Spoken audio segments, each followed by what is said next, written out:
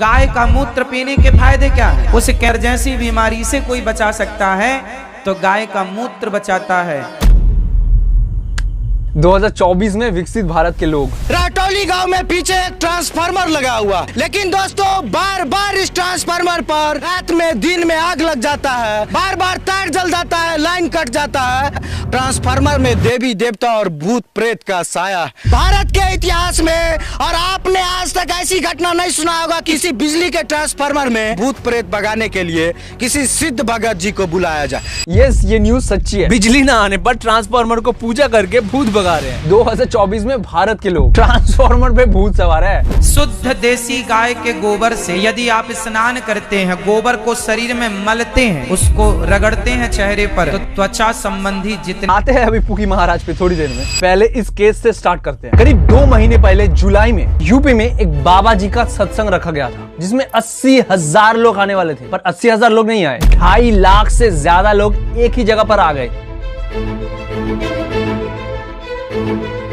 ये सत्संग था सूरजपाल सिंह का, एक नारायण साकरहारी भोले बाबा, जिनके ऊपर पास्ट में sexual assault and other criminal cases रह चुके हैं। वो जेल भी जा चुके हैं। भगवान है क्या वो? और कौन है? हाँ, नारायण साकारहारी। सत्संग खत्म होने के बाद जब भोले बाबा सत्संग से निकल रहे थे, एक बड़ा भीड़ आपस में धक्का मुक्की करने लगा। पता है क्यों? उनकी पैर की धूल लेने के लिए। आप थे, आपने सुना था अपने कानों से? हाँ, फिर से बताइए क्या कहा था? बाबा ने कहा कि मेरे चरणों की रज लेके जाना और ले जाके अपने घरों में किसी को भी प्रॉब्लम हो उसके माथे पे लगाना, उससे उसकी समस्या सॉल्व हो जाएगी। तो लोग रज के चक्कर में उधर एकदम भगदड़ मच गया। वहाँ पर खड़े हुए 2.5 लाख लोगों का मानना था कि उनकी पैर की धूल भी अगर हम छू लेंगे तो हमारा जीवन सफल हो जाएगा। वो पैर की धूल लेने के लिए 2.5 लाख लोगों में भगदड़ मच गया, जिसमें 121 लोगों का जान चला जाता है। ये कोई जालियनवाला बाग या कोई आतंकी हमला या कोई सिविल वॉर नहीं चल रहा है कि 121 लोगों का जान चला गया। एक सत्संग में 121 लोगों का जान चला गया। क्यों? वो बिलीव करते थे कि उनके पैरों की धूल लेना जरूरी है। आज की डेट में जब हम ChatGPT, AI एंड विकसित भारत की बात करते हैं, at the same time same Bharat में हम ये सब भी कर रहे हैं। एक बार हमारी रावण से बात हुई,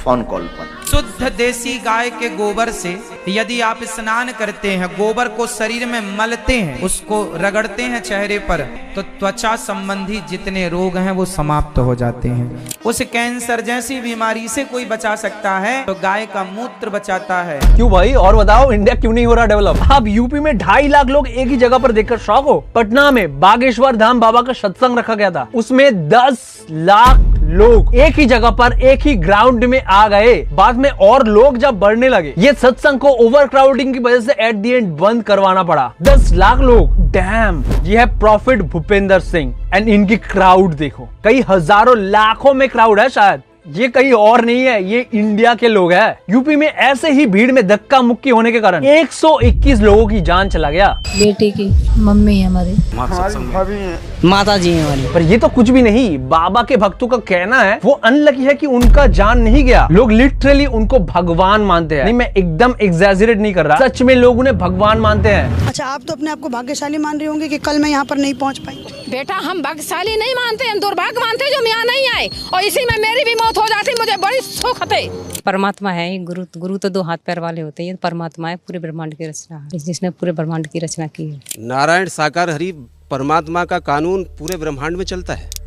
पूरे ब्रह्मांड की गेंद उनके हाथों में है। ये कहीं और के लोग नहीं है, ये हमारे ही देश के लोग, हमारे ही आसपास में रहने वाले लोग हैं। अरे आसपास छोड़ो, आप अपने रिलेटिव्स में ही देख लो, कोई ना कोई ऐसा मिल जाएगा। लेकिन बात असल में इससे भी बुरा है दोस्तों। देश के नौजवानों को, बच्चों को बचपन से ही साधु बना दिया जा रहा है। भारत के छोटे छोटे बच्चे इन चीजों में अपनी पूरी जिंदगी बर्बाद कर रहा है। ये देश को ग्रो करने में, अपने फैमिली को ग्रो करने में मदद नहीं करेंगे। बच्चे पढ़ाई लिखाई छोड़ के अपनी पूरी जिंदगी वेस्ट कर रहे हैं। ये है 3 साल का बच्चा साधु, ये स्कूल नहीं जाते, ये क्वालिटी पढ़ाई करने के बजाय कीर्तन करते हैं पूरे दिन। और ऐसे ही हजारों लाखों बच्चे ये बचपन से लेकर बुढ़ापे तक ऐसे ही अपना जीवन बर्बाद करेंगे। बच्चे अपने बूढ़े माँ बाप को छोड़कर, घर छोड़कर साधु बन रहे हैं। जो बेटा बुढ़ापे का सहारा था, उसके सामने ही माता पिता को गिड़गिड़ाना पड़ रहा है। माता पिता हर जतन करने को तैयार है, बस सन्यासी बेटा किसी तरह घर आ जाए। जैसे मैंने बोला कि मैं फुल टाइम हरे कृष्णा मंदिर भाड़ज में ही मैं सेवा देना चाहूंगा। Totally brain wash, totally. देखो बच्चों को शायद ना ब्रेन वॉश करा जा रहा है कि काम करने में क्या मजा है, पूरा दिन टेंशन लेते रहो, घर परिवार ये वो, उसमें खुशी नहीं है। खुशी तो पूरा दिन भजन करने में है, आराम करने में है, वो सब तो मोह माया है। ये सब मोह माया है, मोह माया त्याग दो, ठाकुर जी के चरण में आ जाओ। और क्या है इस दुनिया में? हाँ, ठाकुर जी के चरण में आ जाओ और खाना जब नहीं मिलेगा ना तब भीख मांगना शुरू कर दोगे तुम और उसको दान का नाम दे दोगे। अगर पूरा देश यही फॉलो करे ना तो सोच लो देश की हालत क्या होगा।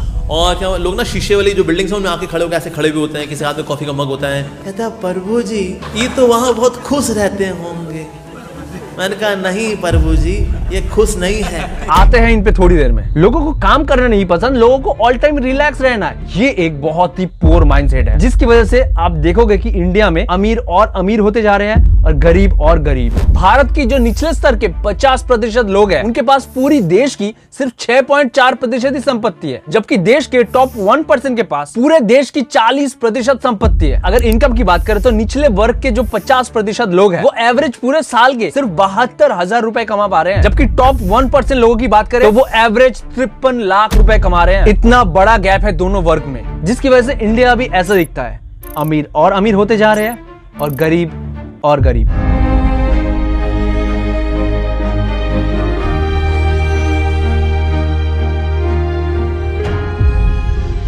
अरे सबसे बड़ा आयरनी की बात तो ये है कि पूरे एशिया का सबसे बड़ा स्लम बस्ती जो है वो उसी शहर में है जिस शहर में एशिया का सबसे एक्सपेंसिव बिल्डिंग है। धारावी बस्ती एंड एंटीलिया दोनों ही मुंबई में है। देखो पूजा पाठ करना, भक्ति करना, भजन करना, कीर्तन करना कभी भी बुरा नहीं है, पर पढ़ाई करना, साइंस को पढ़ना उतना ही जरूरी है। काम करना बहुत जरूरी है। अब गौतम अडानी या फिर मुकेश अंबानी जी को देख लो, वो रिलीजियस है, बहुत पूजा करते हैं, पर इन सब चीजों में नहीं पड़ते, इसीलिए वो इतने अमीर है। और फर्स्ट हम गरीब लोग गए हैं, लोगों के पास नौकरी नहीं है, काम नहीं है, इन्फ्लेशन इतनी तेजी से बढ़ रहा है तो लोग और स्ट्रेस महसूस करते हैं और इनके पास और जाने के लिए पुश हो जाते हैं। ये आने वाले इंडिया की फ्यूचर का सवाल है। एजुकेशन से लेकर अनएम्प्लॉयमेंट तक, अमीरी से लेकर गरीबी तक, भक्ति से लेकर अंधभक्ति तक, पॉलिटिक्स से लेकर हिंदू मुस्लिम तक, ये चीजें जुड़ा हुआ है इस पूरे खेल से। मैं आपसे रिक्वेस्ट करूंगा कि आप पूरा वीडियो देखे बगैर कोई भी कंक्लूजन पे ना पहुंचे। आइए एक पूरे ट्रैप को समझते हैं कि कैसे भक्ति नहीं, अनभक्ति की वजह से, माइंडलेस भक्ति की वजह से देश के गरीब और गरीब एंड अमीर और अमीर होते जा रहे हैं। आज का भारत दुनिया को भरोसा देता है। फर्स्ट सेंचुरी के भारत में you can bet on India. किस स्केल और स्पीड पर आज परिवर्तन आ रहा है ये सुनकर आपको भी गर्व होगा। एक इंसान जब गरीब या फिर मिडिल क्लास घर पर पैदा होता है तब उनके पास प्रॉब्लम बहुत ज्यादा होता है कंपेयर टू एक अमीर आदमी। तो आपके पास पैसा नहीं है तो प्रॉब्लम्स बढ़ेंगे और प्रॉब्लम्स बढ़ रहे हैं और आपको पता नहीं है कि प्रॉब्लम्स को हैंडल कैसे करना है। और डेली आप खाना भी पौष्टिक नहीं खा रहे हो जिसकी वजह से तरह तरह की बीमारी आपके शरीर में होता है। और जब एक एक करके सारी समस्या एक इंसान को पकड़ लेता है ना तो उसे क्या करना चाहिए उसे समझ में नहीं आता है। वो डर जाता है, वो चाहता है कि किसी तरह से प्रॉब्लम सॉल्व हो जाए, कोई चमत्कार हो जाए, कोई तो शॉर्टकट मिल जाए, कोई तो आकर हमारे जीवन की समस्याओं को देखे, सॉल्व करने में मदद करे। और ठीक इसी चीज का फायदा उठाते हैं हमारे ग्राउंड पर बाबास एंड मौलानास। ऐसे ही झूठ मूठ का बातें बोलने वाले लोग आपको हर धर्म में मिल जाएंगे। अगर आप इंडिया के विलेजेस में जाओगे आपको हर एक सिंगल गांव पर, आपको हर एक दूसरे गली पर एक बाबा जी बैठे हुए मिल जाएंगे। मोस्टली ये आपके मजबूरी का फायदा उठाने के लिए बैठे होते हैं। ये सारे लोग बुरे नहीं होते, पर ज्यादातर लोग आपसे पैसे ऐंठने के लिए या अपनी पॉजिटिव मार्केटिंग के लिए बैठे होते हैं। आप अपने प्रॉब्लम लेकर जाओगे, वो आपको एक जड़ी बूटी थमा देगा और आप बिना सवाल किए कि ये कौन सा पेड़ है, उसमें क्या होता है, बिना एक भी सवाल किए आप ब्लाइंडली विश्वास कर लोगे एंड उसको 500 रुपए, 1000 रुपए ये क्या हो गए। लोगों की इनसिक्योरिटी का फायदा उठाना आज के डेट में स्टार्टअप बन चुका है। ये गंभीर से गंभीर बीमारियों का पानी में फूंक मारकर इलाज करता है,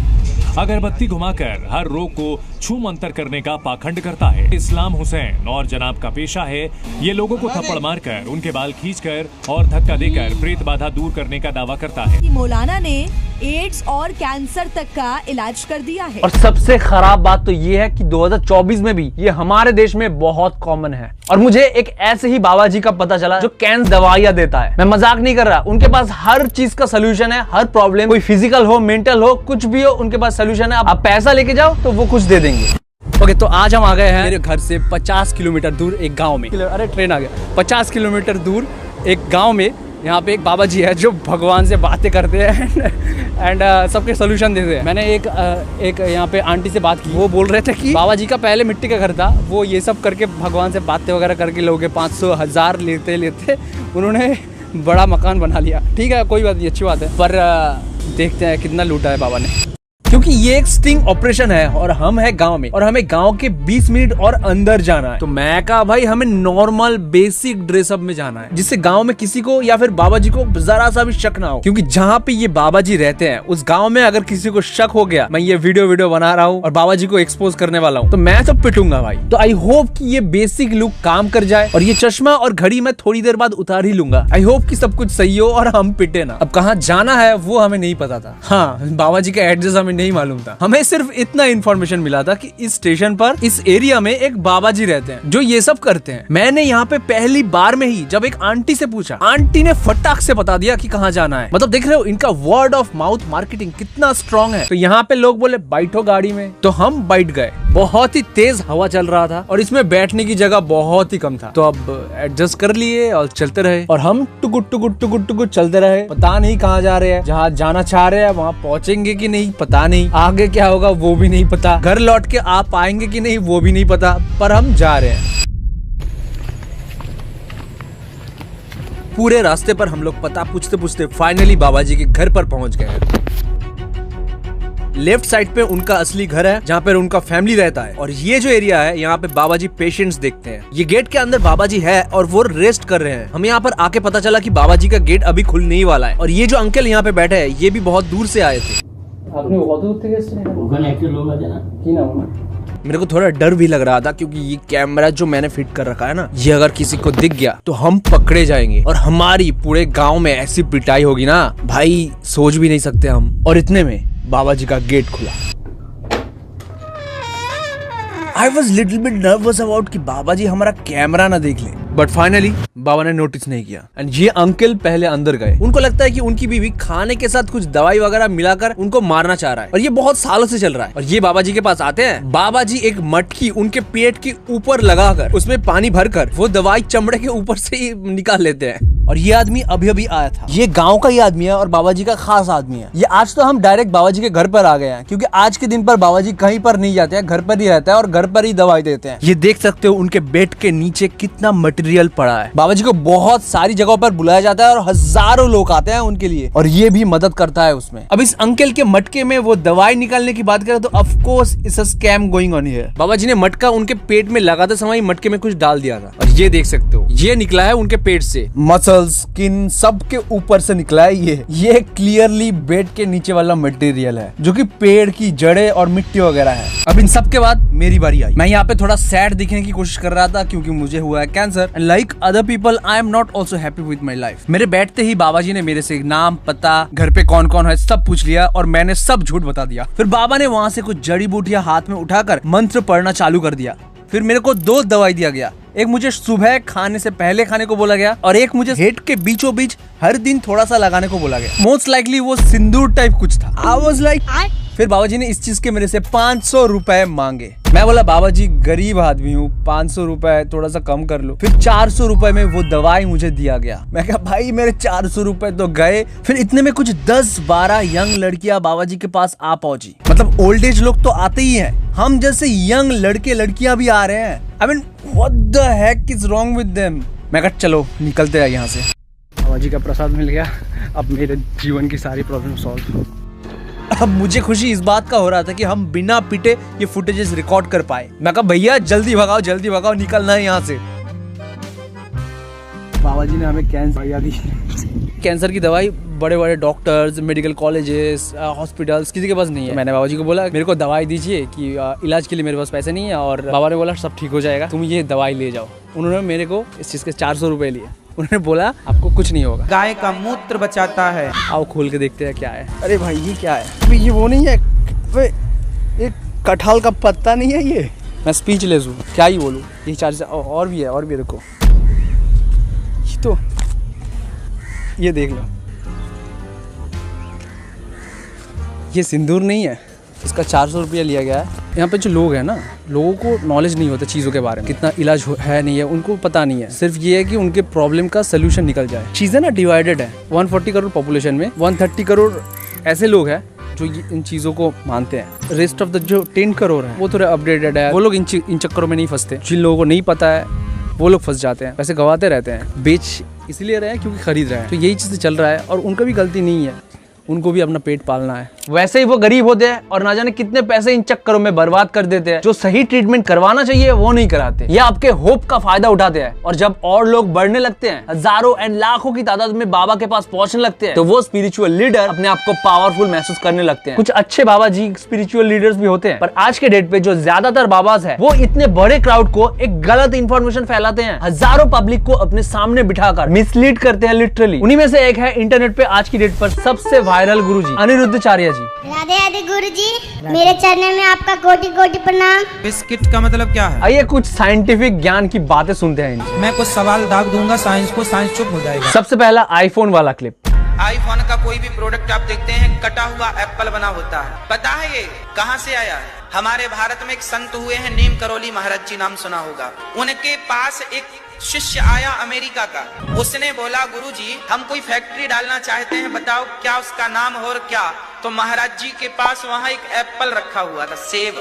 तो महाराज जी ने सेब को खाया और खा के चेले को पकड़ा दिया, ये रहा तेरी फैक्ट्री का सैंपल। उसने उस खाए हुए एप्पल को इतना बड़ा ब्रांड बना लिया कि आज पूरी दुनिया में सबसे बड़ा ब्रांड है उसका। एप्पल काट के हाथ में थमा दिया, मतलब कुछ भी यार, ऐसा कुछ भी नहीं हुआ था। नीम करोली बाबा से स्टीव जॉब्स कभी मिले ही नहीं थे। हाँ ये बात सच है कि स्टीव जॉब्स नीम करोली बाबा से मिलने आए थे, पर जब आए थे उसके पिछले साल नीम करोली बाबा का ऑलरेडी डेथ हो चुका था। ये बात है 1974 की। 18 साल का यंग स्टीव जॉब्स, जब उन्हें जिंदगी में एनलाइटमेंट की जरूरत थी, जब वो परेशान थे, उन्हें पता चला नीम करोली बाबा के बारे में कि इंडिया में कोई ऐसे नीम करोली बाबा है जिनके यहाँ जाने से लोगों की प्रॉब्लम सॉल्व होते हैं, लोगों को एक नया पर्सपेक्टिव मिलता है। स्टीव जॉब्स सीधा बैग पैक किए, सीधा इंडिया में आ पहुंचते हैं नीम करोली बाबा से मिलने। पर इंडिया में उन्हें आके पता चलता है कि पिछले ही साल 1973 में नीम करोली बाबा जी का डेथ हो चुका है। अनफॉर्चुनेटली नीम करोली बाबा जी से तो स्टीव जॉब्स नहीं मिल पाए, पर इंडिया में आकर इंडिया की गरीबी देखकर, खराब हालात देखकर उन्हें एक नया पर्सपेक्टिव मिलता है। फिर जब स्टीव जॉब्स 21 साल के थे, तब उन्होंने ये कंपनी बनाया जिसका नाम बाद में दिया एप्पल कंप्यूटर इंक। ये एप्पल नाम देने का पीछे का कारण था कि स्टीव जॉब्स अपने टेक कंपनी का नाम वो टिपिकल टेकी वाले हार्ड कॉम्प्लिकेटेड गैजेट्स वाले नाम नहीं रखना चाह रहे थे। एंड स्टीव जॉब्स उसी टाइम पर एक एप्पल फार्म से भी होकर आए थे। तो इन सारी चीजों को ध्यान में रखते हुए स्टीव जॉब्स एप्पल नाम दे देते हैं। और बाय द वे एप्पल का लोगो पहले से ही ये खाया हुआ एप्पल नहीं था। सबसे पहला लोगो ये था कि न्यूटन पेड़ के नीचे बैठे हुए हैं। मैं कुछ सवाल दाग दूंगा साइंस को, साइंस चुप हो जाएगा। सबसे पहले सूर्य उदय कहाँ होता है? सूर्य उदय पहले कहाँ उगता है? सूर्य उदय सबसे पहले हमारे भारत में, हम नागालैंड गए थे, नागालैंड भारत की ही धरती है। नागालैंड वहां गए तो सवेरे 4:30 बजे देखा तो दिन था। तो सबसे पहले भारत में इस क्षेत्र में, नागालैंड इत्यादि, मिजोरम इत्यादि में, पूर्वी क्षेत्र है ना वो, इसलिए उस तरफ सबसे पहला सूर्योदय होता है। एक बारी के लिए अरुणाचल प्रदेश बोल देते तो मैं समझ लेता कि इंडिया में सबसे पहले सूर्योदय कहाँ होता है ये बोल रहे हैं। इंडिया में सबसे पहले सूर्योदय अरुणाचल प्रदेश में होता है, वहां से देखा जाता है। पर इनके हिसाब से दुनिया में सबसे पहले सूर्योदय इंडिया में होता है और नागालैंड में होता है। अरे बच्चा जानता है कि दुनिया में सबसे पहला सूर्योदय जापान में नहीं होता है। जापान असल में सही आंसर नहीं है। देखो टेक्निकली देखा जाए तो सूर्योदय कभी होता ही नहीं है, क्योंकि सन हमेशा जलता रहता है। तो पृथ्वी वेस्ट टू ईस्ट घूमते हुए इंटरनेशनल डेट लाइन को ध्यान में रखते हुए जिस भी कंट्री पर पहला लाइट पड़ेगा वहीं पर सूर्योदय पहले होता है माना जाएगा। और इंटरनेशनल डेट लाइन के सबसे पास जो कंट्री है वो है किरिबास। यस, इसका प्रोनाउंस किरिबास है। किरिबास एक कंट्री है और इसका मिलेनियम एक आइलैंड है। दुनिया में यहाँ पे सबसे पहले सूर्योदय होता है। Japan is located to the east of Asian continent, तो इसलिए जापान को the land of rising sun कहा जाता है। पर वो टेक्निकली सही आंसर नहीं है। यहाँ पर देखो हजारों लोग बैठे हैं, बहुत सारे बच्चे बैठे हैं और उन्होंने यही सीखा कि इंडिया में सबसे पहले सूर्योदय होता है। बाबाओं की ये ज्ञान 2024 में 10 लाख लोग देखने आ रहे हैं और मतलब आपको विश्वगुरु बनना है। अमेरिका और भारत में जमीन आसमान का अंतर है। अमेरिका के वहाँ ग्रीन कार्ड होता है, जैसे हमारे यहाँ आधार कार्ड होता है, ऐसे वहाँ का ग्रीन कार्ड होता है। उस ग्रीन कार्ड में वहाँ की माता का नाम तो है, वहाँ बाप का नाम नहीं होता। क्यों? क्योंकि बाप कंफर्म ही नहीं हो लोगों। मतलब कुछ भी जो मन में आए वो सब बोलना है। ग्रीन कार्ड पे मम्मी और पापा दोनों का नाम नहीं होता है, तो क्या मम्मी भी नहीं है? ये सब कहने के पीछे का मकसद एक ही है कि आपको गर्व फील कराना है। आप ही सबसे बेस्ट हो, आपका देश सबसे बेस्ट है, आपको हमेशा बेस्ट फील कराना है अपने रिलीजन, अपनी चीजों के बारे में। पापा मतलब पाप आ, पाप को पापा कहते हैं। पापा का अर्थ होता है पाप, पाप आ भी होता है, पापा पापा। मम्मी, मम्मी मीन्स मरी हुई, मम्मी, उसे मम्मी कहते हैं। वो डुबा के रखना, खराब ना होना, उस प्रोसेस को मम्मी। तो मरी हुई नहीं है आपकी माँ, जिंदा है। मतलब कुछ भी जो मन में आए अनाप शनाप बक गए। बिस्किट का मतलब क्या है? बिस्की किट,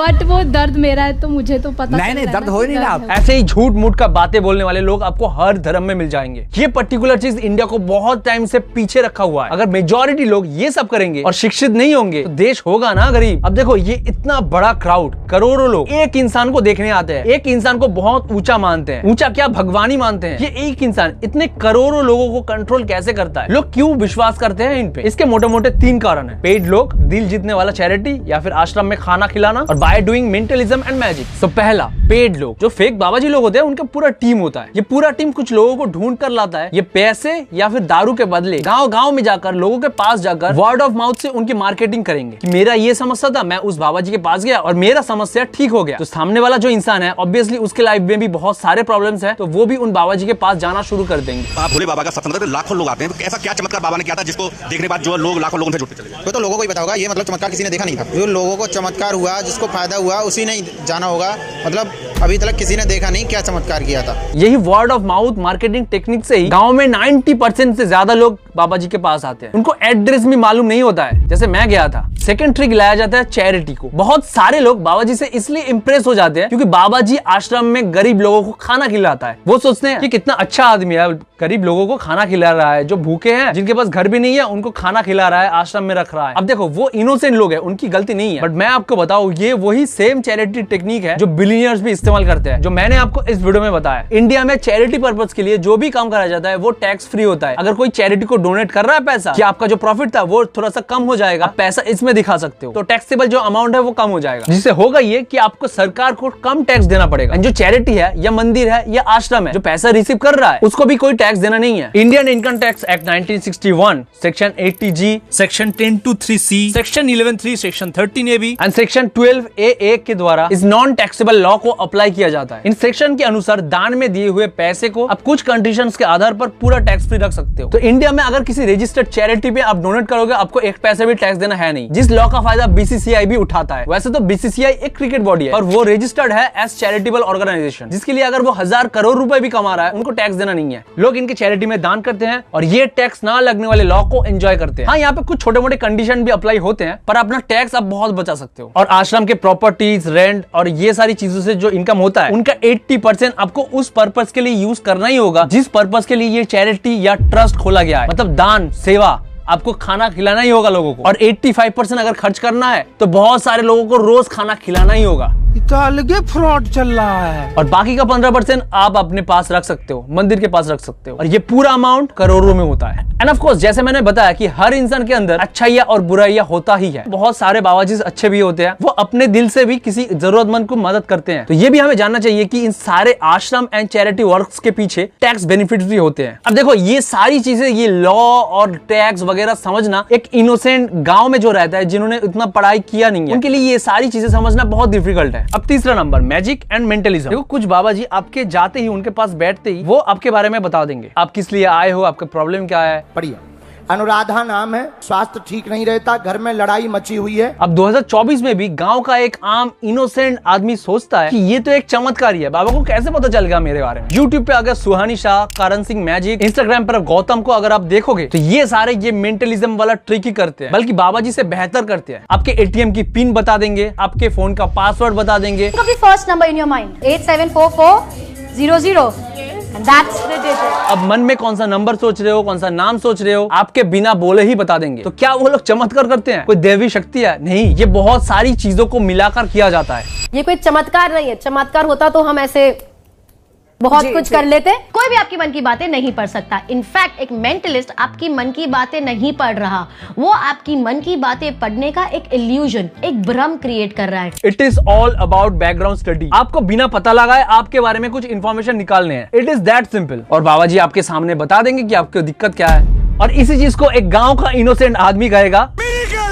बाबा के पास तो दैवी शक्तियां हैं। बाय द वे इन बागेश्वर बाबा का एज है सिर्फ 28 साल। सोच सकते हो 28 साल मतलब बहुत यंग है। इमेजिन करके देखो 26 साल का लड़का यहाँ पर एक बाबा बन गया। कहीं ऐसा ना हो कि आने वाले सालों में हमें देखने को मिले कि 15-16 साल के लड़के भी स्कूल से ड्रॉप आउट करके बाबा बनने की सोच रहे हैं। स्कूल से ड्रॉप आउट करना तो बहुत दूर, जन्म लेने के बाद ही साधु बन जा रहे हैं बच्चे। यह 3 साल का बच्चा भक्त भगवत, ये स्कूल नहीं जाते। ये बताओ आप स्कूल जाते हो? नहीं, हम स्कूल नहीं जाते क्योंकि वहाँ भगवद गीता ही नहीं सिखाती। स्कूल में पढ़ते हैं, स्कूल नहीं जाते आप? नहीं। बचपन से साधु बन गए हैं और पूरी जिंदगी कीर्तन ही करेंगे। हम गुरुकुल जाते हैं। आज की डेट पर जो गुरुकुल सिस्टम है उसमें माइथोलॉजिकल एंड सिर्फ देवी देवताओं के बारे में, रिलीजियन के बारे में सिखाया जाता है। मैं फॉर अर्जुन पढ़ता हूँ, भगवद गीता पढ़ता हूँ, शास्त्र पढ़ता हूँ, कीर्तन करता हूँ। ये सब सीखना अच्छी बात है, पर इसमें 1% भी एटम, साइंस, फिजिक्स के बारे में, बायोलॉजी के बारे में, एस्ट्रोनॉमी के बारे में, स्पेस के बारे में ये सब सिखाया नहीं जाता है कभी भी कुछ, जिसकी वजह से इनके जैसे बच्चे पूरी जिंदगी भर इन चीजों के बारे में कभी सीखते ही नहीं है। दुनिया कहां से कहां पहुंच रहा है और इनको इन चीजों के बारे में कभी पता ही नहीं होता है। रिलीजन, कीर्तन करना, पूजा पाठ करना अच्छी बात है, पर आप अगर ये सब चीजें नहीं सीख रहे हो तो ये उससे भी बहुत बुरी बात है। बात ये सिर्फ एक बच्चे की नहीं है, ये है 2 साल का बच्चा जो साधु बन गया। ये उम्र बहुत छोटी है, 4 साल हुए हैं अभी तक। बेटा नहीं करना चाहिए था। पापा का ये है 7 साल का बच्चा जो साधु बन गया। इनकी उम्र मात्र 7 साल है। ये 8 साल का बच्चा, ये है 12 साल का बच्चा जो घर वर छोड़ के साधु बन गया। वो माया में फंस जाऊंगा ना, ठाकुर जी का भजन नहीं हो पाएगा। ये 18 साल का बच्चा जो घर बार माँ बाप को छोड़ के साधु बन गया। क्या पढ़ाई लिखाई में कुछ रखा है? नहीं जी। हम तो महात्मा, हमको तो भजन करने परमात्मा का 2 रोटी शाम का मिलेंगी तो सवेरे मिलेंगी। पढ़ाई की जरूरत नहीं है। नहीं, अपने सिर्फ भजन, परमात्मा से भजन करना। परमात्मा से भजन। अरे भगत, गांजा तो पीना और क्या है? Totally brain washed. और ये भाई साहब इंजीनियर थे जो अपने बूढ़े माँ बाप को छोड़कर, जो बुढ़ापे का इकलौता सहारा था उनका बच्चा, साधु बन जाते हैं, घर को छोड़ देते हैं। 25 साल के दिशांत पटेल इंजीनियरिंग की पढ़ाई कर अब सन्यासी बन चुके हैं। घर परिवार सब छोड़ चुके हैं। मैं फुल टाइम हरे कृष्णा मंदिर भाड़ज में ही मैं सेवा देना चाहूँगा। Totally brain wash, totally. उसको पता चलेगा 2 साल के बाद कि मम्मा ऐसे ही मर गया, पापा ऐसे ही मर गया। ना बोले है कि इधर आ गया आपका लड़का और आपका लड़का ऐसे ही रहता है, आप ना ही हमारा कोई इंटरेक्शन होने देते बच्चे के साथ। अपने माँ को छोड़कर चले आना, ये कौन सी भक्ति है? माता पिता हैं, मोह माया में माँ बाप है, घर द्वार है, भाई बंधु है, सब है। भाव नहीं आया कि कैसे घर छोड़ दें। देखिए ये सब मोह माया है। मोह माया त्याग दो, ठाकुर जी के चरण में आ जाओ, और क्या है इस दुनिया में। Totally brain washed. माता पिता याद आवे ना। इनसे अगर पूछो तो ये बता दिया कि ये तो भगवान के गुलाम है, ये तो तुच्छ मनुष्य है, ये सब मोह माया है, इन सब में हम नहीं पढ़ते। हम अभी डायरेक्टली कनेक्शन रखते हैं, ये तो तुच्छ मनुष्य है। मोह माया में माँ बाप है, एक्चुअली वो मोह माया है। मोह माया त्याग दो। ऐसे ही देश के बच्चे अगर साधु बनते रहे, पूरे जिंदगी भर कुछ ना करे, सिर्फ और सिर्फ कीर्तन करते रहे, कभी सोचा है कि देश की डेवलपमेंट कैसे होगा? और पता है आज के नौजवान, आज के बच्चे क्यों साधु बन रहे हैं? क्योंकि उनको काम करना नहीं पसंद, उनको हेडेक लेना, प्रॉब्लम से डर लगता है, वो भागते हैं। बहुत एक मतलब वहाँ एक टेंशन क्रिएट होता था, जो भी मतलब दिमाग में रहता था कि पेपर देना है। सर एक्चुअली मेरे को बोले ऐसे पढ़ाई करो, वैसे करो, वैसे पढ़ाई करो, मेरे दिमाग में टेंशन हो गया, फिर मन नहीं लग रहा था, तो फिर आज चलिए दिमाग में आ गया, चल अब यहाँ क्या है, मोह माया में क्या है, चल अब चलना है। अच्छा। ये लोगों की एक नियत ही होती है कि काम करना किसको पसंद है? लोगों को आराम करना बहुत पसंद है। आराम करना बहुत आसान है, काम करना, दिमाग लगाना बहुत मुश्किल है, और यही पर होता है इनकी ब्रेन वॉशिंग। तो ना गुड़गांव में स्काई स्क्रैपर बिल्डिंग्स है वहाँ पर, और क्या लोग ना शीशे वाली जो बिल्डिंग्स है उनमें आके खड़े होकर ऐसे खड़े भी होते हैं, किसी हाथ में कॉफी का मग होता है। तो गाँव का होता था, सीधा साधा था, कहता प्रभु जी ये तो वहाँ बहुत खुश रहते होंगे। मैंने कहा नहीं प्रभु जी, ये खुश नहीं है। इनको समझाया जाता है कि पैसों में कुछ नहीं रखा, ये सब मोह माया है, पैसा एक लोभ है, वो जिंदगी से बेहतर ये जिंदगी है। यहाँ पर आगे तुम सेवा करो, कीर्तन करो, गाना गाते रहो, आराम करते रहो, यही सबसे बेस्ट जिंदगी है। काम करना, टेंशन में रहना, ये गंदी जिंदगी होता है। उनको ऐसे ब्रेन वॉश करा जाता है। 15वें फ्लोर पे खड़े होकर शीशे से देखना और हाथ में कॉफी का मग, बड़ा आनंद होगा रे। क्या आनंद? कुछ नहीं। अरे तो क्या करे, सारा दिन आराम करे, आराम करने से, गाना गाने से सब हो जाएगा। ये खुश नहीं है, सांस लेने के लिए बाहर आता है। रोज काम करना, अपने लिमिट को पुश करना, दिमाग में प्रेशर डालना, जिंदगी का असली मकसद यही होता है कि रोज आप काम करें, किसी मिशन में देश को आगे ले जाए, अपनी फैमिली को आगे ले जाए, पैसे कमाए, एक अच्छी जिंदगी हो, यही जिंदगी होता है, न कि प्रॉब्लम से भागना जिंदगी होता है। Benjamin Franklin and Nikola Tesla अगर आराम कर रहे होते ना, ऐसे ही कहीं पर गाना गा रहे होते, तो ये इलेक्ट्रिसिटी जिस लाइट में अब बैठ के ये बात बोल रहे हो, वो लाइट कभी होता ही नहीं। वो 1000 फेलियर्स के बाद भी उठ खड़े हुए, अपने दिमाग में प्रेशर लगाया, टेंशन में काम करा, फिर जाके कुछ इन्वेंट हुआ। दुनिया ऐसे ही डेवलप होता है, हर देश ऐसे ही डेवलप होता है, ना कि आराम करने से। अब जिस माइक में ये बातें बोल रहे हो वो माइक भी किसी ने टेंशन लेकर ही बनाया है। किसी ने हजारों मुश्किलों से लड़ते हुए, टेंशनों से लड़ते हुए, अपनी बहादुरी से लड़ते हुए इस माइक को बनाया। आराम करने से कभी कुछ इन्वेंट नहीं होता। 15वें फ्लोर पे खड़े होकर शीशे से देखना और हाथ में कॉफी का मग। वो जो 15वीं माले पर खड़े होकर कॉफी की मग लेकर दुनिया को देख रहा है ना, वो खुद को रिचार्ज करना है, उसको लड़ना है, फिर जाके काम करना कभी भी बुरा नहीं होता। उस मेहनत इंसान के लिए ही कुछ चीजें बनता है। ये खुद तुम्हें बोलेंगे कि पैसा तो मोह माया है। आदमी सिर्फ पैसे के पीछे भाग रहा, उसे लगता पैसा पैसा पैसा, ऐसा उसे आजकल दुनिया वालों को देखकर ऐसा लगता है जैसे ये मरेगा तो पूरा लेके मरेगा। खुद करोड़ों की गाड़ी में घूमेंगे और फिर जब आप उनसे सवाल करोगे तो वो बोलेंगे कि गुटखा बेचने वाले हेलीकॉप्टर में चले आपको दिक्कत नहीं है, वो बड़ी बड़ी मर्सिडीज गाड़ियों में चले उन्हें दिक्कत नहीं है, पर संत लोग समाज को सही मार्गदर्शन देने वाला यदि मर्सिडीज में चल रहा है तो लोगों के पेट में दर्द होने लग जाता है। दिक्कत यही है कि वो कभी नहीं बोलते कि पैसा इंपॉर्टेंट नहीं है। वो नहीं बोलते कि पैसे के पीछे मत भागो, वो उल्टा बोलते हैं कि पैसा बहुत इंपॉर्टेंट है। When you've achieved every material gain that you want, which you should, please don't give up on that. Don't become a philosopher before you become rich. वो खुद पैसा कमाने के लिए मोटिवेट करते हैं। हम सभी इस दुनिया पर कुछ लिमिटेड टाइम के लिए है। अगर आप कुछ कंट्रीब्यूट नहीं करोगे तो आपका कुछ वैल्यू नहीं है यहाँ पे। अब कब आए और कब चले गए किसी को पता नहीं चलेगा। रोज काम करना ही इंसान की असली धर्म है। आप खुद सोच लो, Elon Musk, Bill Gates, Mark Zuckerberg, Mukesh Ambani, इन लोगों के पास पैसे की कोई कमी है? पर ये आज भी 12 से 14 घंटे डेली काम करते हैं। ये चाहे तो अपनी पूरी जिंदगी, अपना पूरा खानदान, उनके बच्चे के बच्चे भी बैठकर खा सकते हैं, उनके पास इतना पैसा है। पर वो डेली काम करते हैं। उनके पास एक मिशन है जो कंप्लीट करना है। जिंदगी का असली मतलब यही होता है कि आप एक मिशन पे लगो, अपने को, अपने फैमिली को और देश को आगे बढ़ाओ, ना कि आराम करो। अगर देश का फ्यूचर इन्हीं चीजों पे अपना टाइम बर्बाद करेगा तो देश आज भी ऐसा दिखता है, अगले 100 साल में ऐसा ही दिखेगा कि अमीर और अमीर होते जा रहे हैं और गरीब और गरीब। You can not develop a nation when peoples are not ready for the development. So thank you so much for watching guys and special thanks to Ranjan and Mr. India को सुपर थैंक्स करने के लिए। अगर आपको भी ये video पसंद आया है और आप मुझे सपोर्ट करना चाहते हो, नीचे थैंक्स वाले बटन से आप भी मुझे सुपर थैंक्स कर सकते हो। और हाँ, again thank you so much for 100K subscribers. This one is like a dream come true, सच्ची बता रहा हूँ। एंड अगर आप डेली ऐसे शॉर्ट्स देखना चाहते हो और मुझसे कनेक्ट होना चाहते हो तो इंस्टाग्राम पर आ जाना, वहां पे अलग ही चल रहा है। डिस्क्रिप्शन में लिंक है, आप वहां से क्लिक करके आ जाना। बाकी मिलते हैं बहुत ही जल्द। Thank you so much.